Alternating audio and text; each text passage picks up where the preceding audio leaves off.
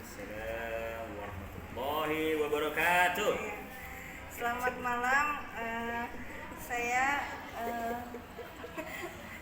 saya bersama pemateri Ustadz Niam Rahmatullah MPD. Ya, halo saya. Ustadz, saya ingin bertanya tentang masalah pandemi COVID-19 yang sedang terjadi saat ini dari persepsi psikologi agama. Gimana menurut pendapat Ustadz? Terima kasih Ustazah Fatimah ya. Gimana pun beliau ada Ustazah saya gitu. Ini sebelumnya saya akan kasih tahu dulu, ini sponsor oleh Teh Pucuk Harum. Ya, ini kemudian di sini juga ada Sprite. Gitu ya. Disponsori. Ini saya bacakan hadisnya gitu Ustazah ya. Di sini hadis diriwayatkan dari Imam Ahmad ya.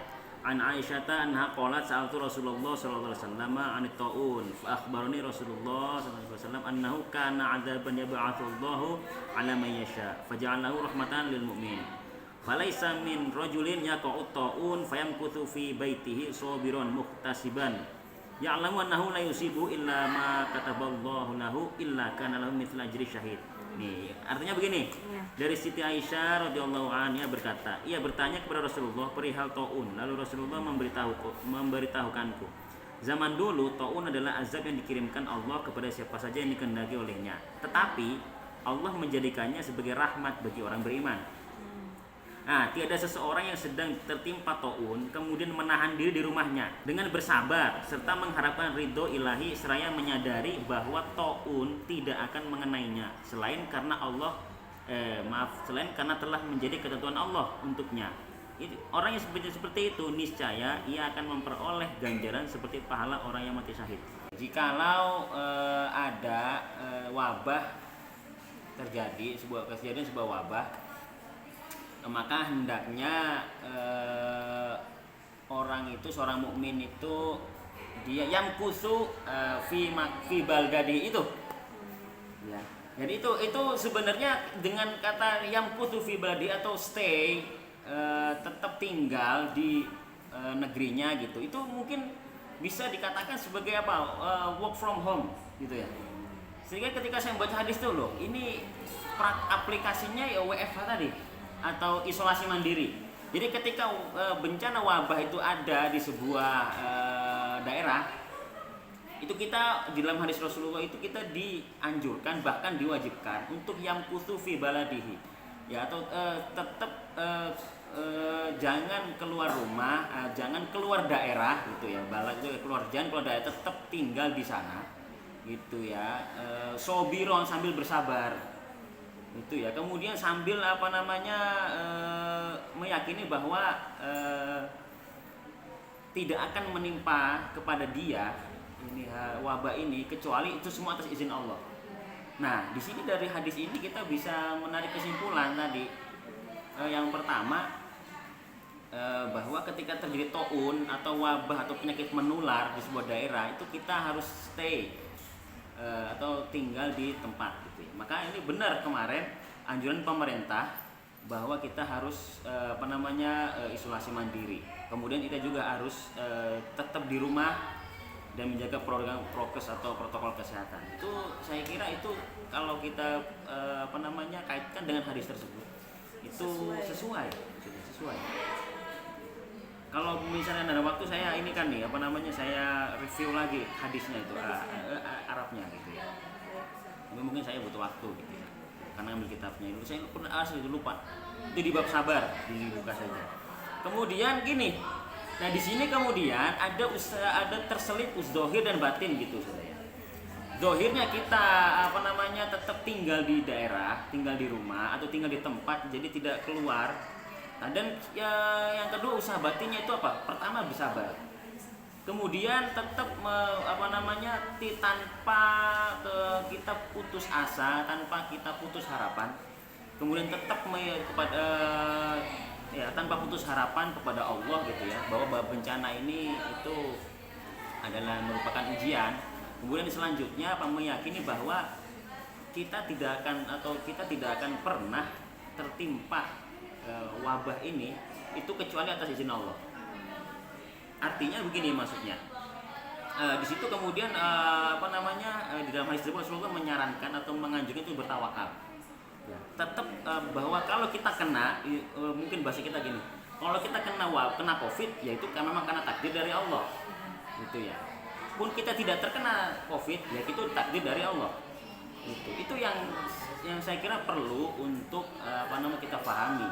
Karena sebagaimana kemarin ya kita lihat itu kan banyak orang yang memang menyatakan misalkan pandemi ini nggak ada gitu ya, banyak itu psikologis kan, berarti mereka ini merasa bahwa ini misalkan ada konspirasi kan, karena mungkin tidak terlihat gitu.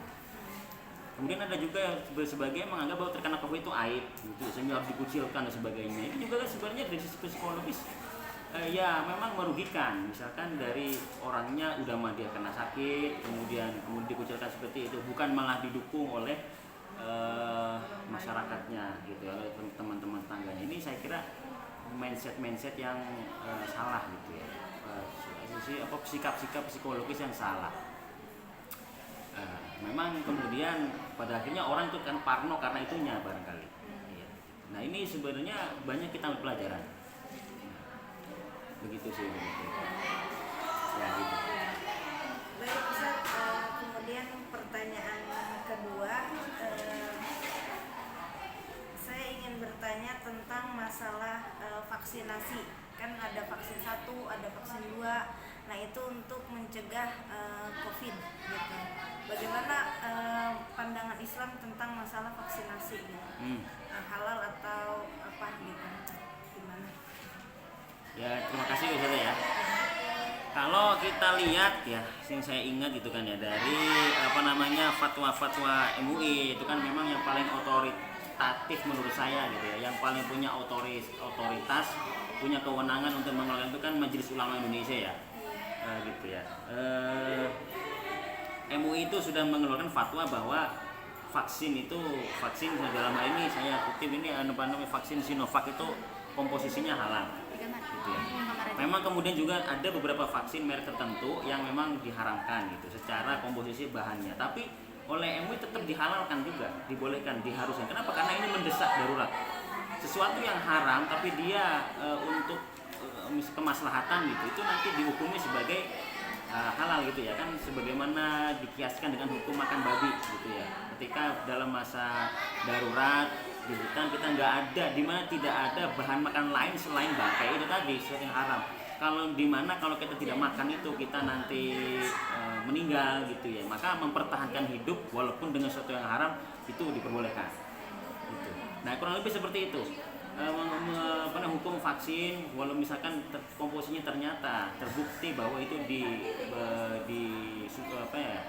dibuat berdasarkan bahan baku yang haram, tapi kalau kemudian untuk vaksin untuk kemaslahatan tadi, untuk sebagai wujud ikhtiar memutus mata rantai COVID-19 itu, maka itu dihalalkan. Ya MUI seperti itu. MUI sudah menghalalkan, apalagi kalau vaksinasi sendiri itu kan memang sudah pasti itu ya hukumnya harus ya.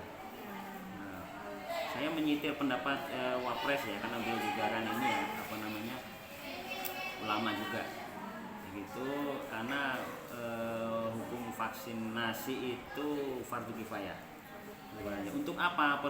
Kalau kita kaitkan dengan maqasid syariahnya gitu, tujuan syariah itu kan untuk apa? Hifdzuddin, menjaga jiwa. Artinya kalau secara ikhtiar zahir hifdzuddin hifdzun nafas menjaga nyawa gitu ya. Artinya kalau misalnya dengan melalui media, melalui wasilah vaksin kemudian kita bisa mempertahankan hidup banyak orang, kenapa enggak gitu. Adapun kalau saya perhatikan misalnya banyak isu-isu yang berseliweran kemarin, kemudian banyak yang menolak vaksin dan sebagainya, itu saya mungkin melihatnya itu lebih kepada pertama dia misinformasi ya, dalam arti misinformasi itu dia mendapatkan informasi yang salah. Kemudian yang kedua barangkali memang itu ada ketidakpercayaan,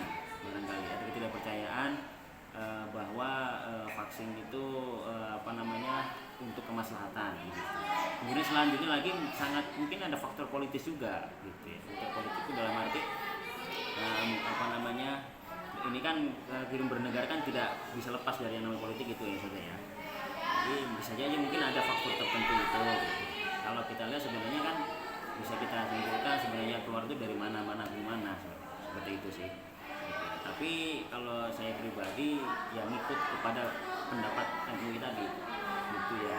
Mereka menghalalkan bahkan tadi sampai keluar hukumnya fardu kifayah karena ini dalam rangka untuk memutus mata rantai COVID-19 tadi, ikhtiar bersama untuk memutus untuk mencapai namanya herd immunity ya, kekebalan komunitas tadi, maka itu sangat penting sekali vaksinasi.